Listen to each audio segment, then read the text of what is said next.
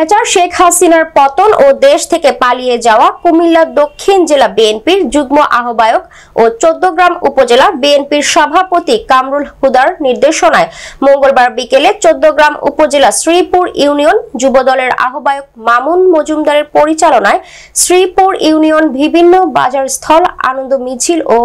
2 শতাধিক মোটরসাইকেল নিয়ে শোডাউন করে শ্রীপুর ইউনিয়ন বিএনপির সহযোগী সংগঠনের নেতৃবৃন্দ।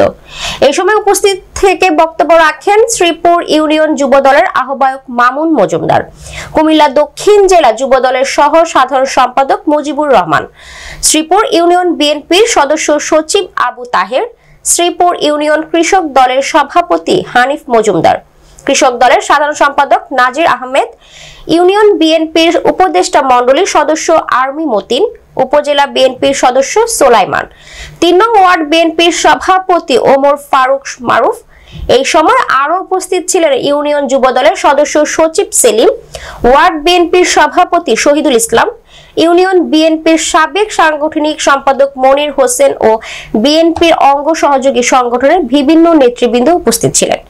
এই সময় আনন্দ মিছিল চলাকালীন ইউনিয়ন পরিষদ থেকে শুরু করে বিভিন্ন স্পটে থাকা মুজিবুল হক এমপি, শেখ হাসিনা ও শেখ মুজিবুর রহমানের ছবি সহ ছিঁড়ে ফেলে বিএনপির কর্মীরা। এক পর্যায়ে মোটরসাইকেল শোডাউনটি নালঘর হয়ে পদুয়া ও চৌমোহনী কলাবাগান বাজার গিয়ে শেষ হয়। এই সময় বক্তারা বক্তব্যে উল্লেখ করে বলেন, খুনি মুজিব পালিয়েছে, শেখ হাসিনা পালিয়েছে, এই স্লোগানে মুখরিত হয়ে হাজারো জনতার